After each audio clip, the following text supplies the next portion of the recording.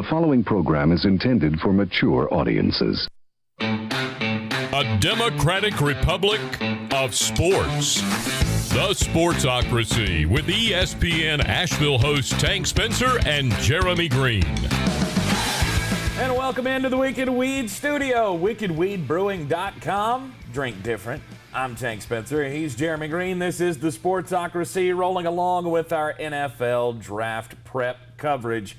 Here in the Sportsocracy, be sure to hit the subscribe button so you'll see all of our 7-round mock draft videos leading up to the big day on Thursday. And we will be live for all 3 days of the NFL draft right here in the Wicked Weed studio. It's going to be a whole lot of fun and want you and your friends to be along with us. So be sure to share this out as well. Get them all involved in the Sportsocracy community. The 7-round mock draft for the Washington football team.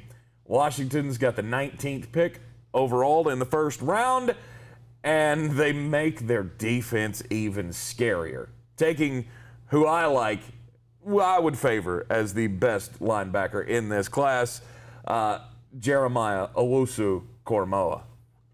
I love this kid. I mean, he was the highest rated slot cover guy in all of D1 college football last year as a linebacker.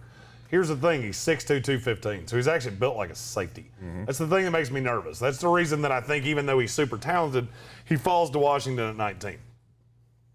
I don't think every team's going to be able to use this kid, but I look at a team like Washington and go, this is just another piece for Ron Rivera to screw with offenses. And I'm looking at the offenses in that division. The Giants that have Daniel Jones as the point guy, Philadelphia with Jalen Hurts, which is and the Cowboys. Right. This gives you a lot to be able to defend them, and I really like this kid. The only Notre Dame player ever to be ACC Defensive Player of the Year. That will be a record that will live forever. So he'll always have that. But, he's another one of these Simmons linebackers, I guess is what we can call him. The Isaiah Simmons role of being the hybrid between the linebacker and the safety. I see him making huge plays for the Washington football team should this happen. I love this pick. I think it's a home run. In the second round, at pick number 51 overall, Samuel Cosmi, the tackle out of Texas. He's a freak athlete. I mean, this is the dancing elephant that you're looking for. This guy, I think, can be a left tackle, 6'7", 310 out of Texas. A lot of starting experience. I'm not gonna lie to you. This is a guy that I think is athletic enough. He could play tight end in the NFL. Wow. I mean, he is freak athletic. There's one big drawback on him. He bends his waist too much, and that is one of those things that just never tends to get better. It's a habit that you tend to have forever. And I think that's going to make him susceptible to the bull rush in the NFL. But I do think he can be a quality starting left tackle in the NFL and would be a good pick for the Washington football team in the second round. And then let's get to the quarterback position. In the third round, they get a guy who I think could potentially be a quarterback of the future for this Washington football team, in Kellen Mond out of Texas A&M. And here's the thing. This is not necessarily – I don't necessarily look at quarterback as a need for this team. They have Ryan Fitzpatrick. They obviously believe a little bit in Taylor Heineke, and they still have Kyle Allen, who's not good at football. But you're just not going to be able to get quarterbacks moving forward. There's just not many there's 2 in the draft next year. I've already done preliminary evaluation. Unless somebody comes out of nowhere, of which if they do, you're going to have that question about them. Kellen Mond would probably be the third best quarterback in next year's class. And I look at your ability to get him at 74 in the third round, and I don't think Washington can pass that up. They're not going to have to ask him to do anything this year. He can sit behind Ryan Fitzpatrick. He can sit behind Taylor Heineke. He can learn how to be an NFL quarterback. He's coming out of a pro-style system. I've never seen the high end from him, but he does have a familiarity of playing within a pro-style offense. I think he has a big enough arm. Don't get fooled by what you saw at his pro day. That's one throw in a scripted workout. They did that because they wanted you to see that. I've never thought he had a wow arm, but he can play outside of the pocket. I think with the weapons on this team, he could be a quarterback of the future for the Washington football team. I would agree with that. He was the MVP of the Senior Bowl, and his stock has been rising ever since. I don't know. Part of me would also kind of be shocked if he's still there on the board at this point. I won't, because there's not that many teams that need quarterbacks. At least not that fit the scheme. He doesn't fit the scheme in Pittsburgh. Doesn't really fit the scheme in New Orleans. This is a specific kind of guy, and I think he ends up on the Washington football team. All right, at 82 overall, Jalen Darden, a wide receiver out of North Texas. This is a guy you're really hot on. I love this guy so freaking much. He's a slot guy that with the ball in his hands is just mean as hell. And I'm sure a lot of people are going to go, but we signed Curtis Samuel. I know that. This is a guy that I think you could play with Curtis Samuel, and it would be borderline impossible to cover. Because Samuel can play out of the backfield. If you've got Samuel in the backfield and Darden in the slot, there are two guys that can destroy you if you leave them one-on-one. Sets up mismatches, does all kinds of things. He's a guy that I am a huge proponent of. He's a satellite player. Get the ball in his hands. I know he's short. He's 5'9", $175. He's never going to be a big guy, but we're at a point in the NFL where, you know, the not-so-strong 5'9" slot receiver that's just really damn fast and really shifty has a role in the NFL. And I think Jalen Darden would be a great add to the Washington football team. And when you throw Antonio Gibson into that mix with those athletes, holy hell, this could be amazing. An innovative offensive in a mind could do crazy things with those three. Absolutely. In the fourth round at pick 124, Ramondre Stevenson, a running back out of Oklahoma.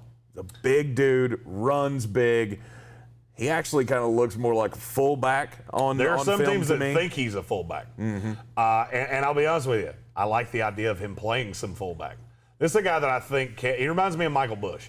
You know, Michael Bush that used to play for the Raiders. Big enough guy, they actually put him on the field as a fullback at times. And I think he could do that. The problem with him, he only had 165 carries in his entire career. He did fumble 3 of those, which is a little frightening. Not much of a receiver, the stereotypical receiver screen guy, and he doesn't run like he's as big as he is. Now, the opposite side of that is, but he can. And I think if given the time, they're not going to ask him to do a lot. A lot of people can say, oh, this is not that big of a need. Well, it is because you missed on Bryce Love. And you need another back. We've learned this in the NFL. There's no running back that can elude the injury bug for long enough. You've got to have another guy. And I think Ramondre Stevenson would fit nicely. And he's a guy you can play on the same field, on the field the same time as Gibson.